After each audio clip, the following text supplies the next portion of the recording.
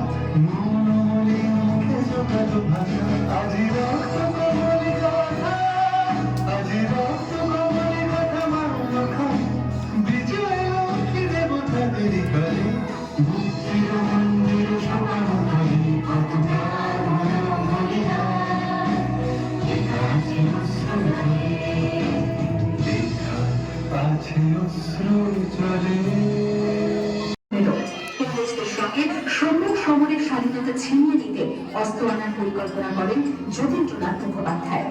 বালেশ্বরী সঙ্গীদের নিয়ে জাহাজ থেকে সেই অস্ত্র নামাতে গেলে ইংরেজ বাহিনী তাদের ঘিরে ফেলে। মুরিপালনের তীরে লড়াই বাঁধে বিরাট ইংরেজ বাহিনী বনাম বাঘাযতীন ও তার 4 সতীর্থদের।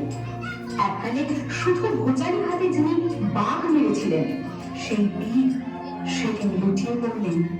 আমি হাসি হাসি পড়ব ফাঁসি, দেখবে ভারতবাসী।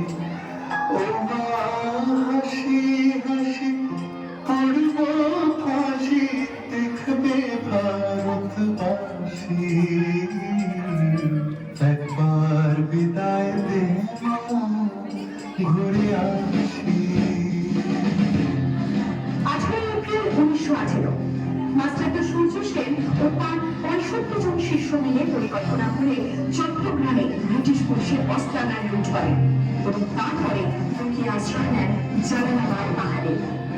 4 দিন পর ব্রিটিশ বাহিনী খুঁজে বার করে মাস্টারদা ও তার সঙ্গীদের। সেদিনের অস্ত্রের সূর্য ছিল সূর্য সেনের রক্তে।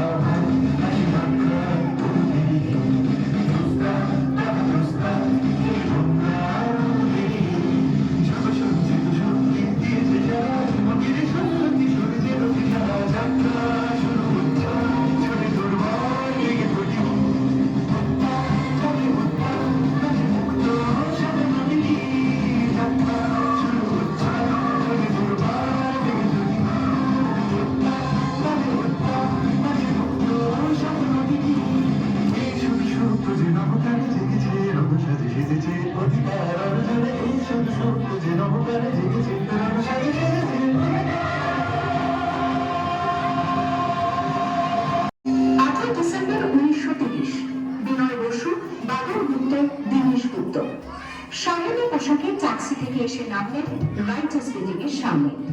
সোজা উঠে গেলেন দোতলায়। সামনে সিমসনের ঘর। দ্বাররক্ষীকে ঠেলে ঢুকে গেলেন ভেতরে।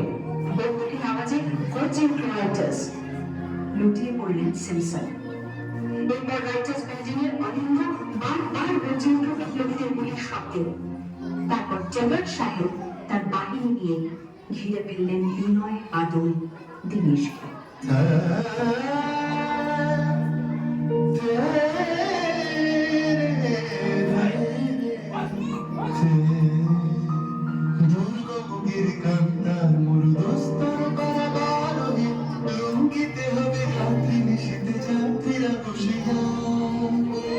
সেপ্টেম্বর 1929 মাস্টারদা সূর্য সেনের মন্ত্রে দীক্ষিত কৃতিলতা বাজাদার 15 জন সশস্ত্র বিপ্লবীকে নিয়ে পাহাড়তলি ইউরোপিয়ান ক্লাব আক্রমণ করে আগুন ধরিয়ে দিল।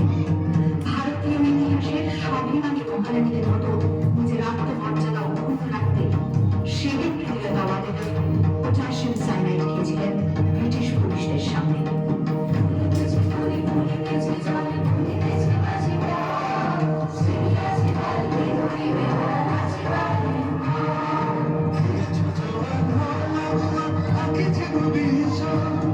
কিন্তু ভাগ ভাগ দিতে হবে পারি দিতে হবে দুর্বার দুর্গমের আন্ধার মোর দুস্তর তুমি দিতে হবে একদিন শিখে যাবে খুশিয়া 29শে সেপ্টেম্বর 1942 তমলুকের মাটিতে কয়েক হাজার ভারতীয়কে নিয়ে যিনি পুলিশ স্টেশন ঘেরাও করার লক্ষ্যে হেঁটেছিলেন, সেই সত্তরোর্ধ্ব মানবদিনী হাজরা পুলিশের নির্মম গুলিচালনা ও লাঠিচার্জ সত্ত্বেও তার হাতের পতাকাটি মাটিতে টুকে দেন।